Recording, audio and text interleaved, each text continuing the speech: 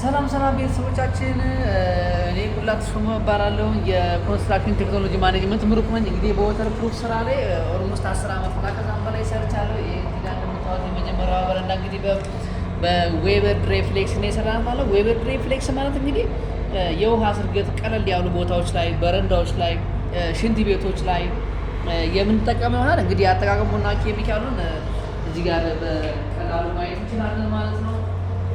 ይሄ እንግዲህ ዌበር ድሬፍሌክስ የምንለው ይሄ ነው ማለት ነው። ይሄ 20 ኪሎ ግራም ፓውደር ነው። ይሄ ዱቄት ነው። ከዛ የትኛዋ ደግሞ ከራሱ ጋር የሚበጠበጠው ዌበር ድሬፍሌክስ 5 ሊትር ነው። ይሄ ሊኩዊድ ፈሳሽ ነው ማለት ነው። እንዴት አድርገን የምንበጠብጠው?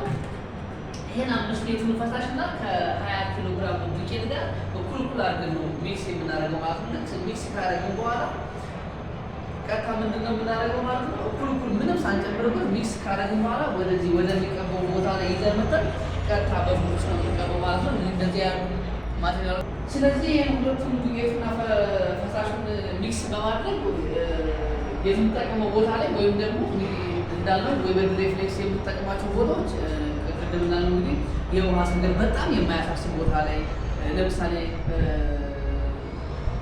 በረንዳዎች ላይ፣ ሽንት ቤቶች ላይ አይነት ነገር ነው የምንጠቀመው ማለት ነው። ቀለል ያለ ቦታ ላይ የምንጠቀመው ማለት ነው። ሌላኛው ደግሞ እቃውን አሳያችኋለሁ። ዌበር የሚባል የወተር ፕሩፍ ኬሚካል አለ። እሱ ደግሞ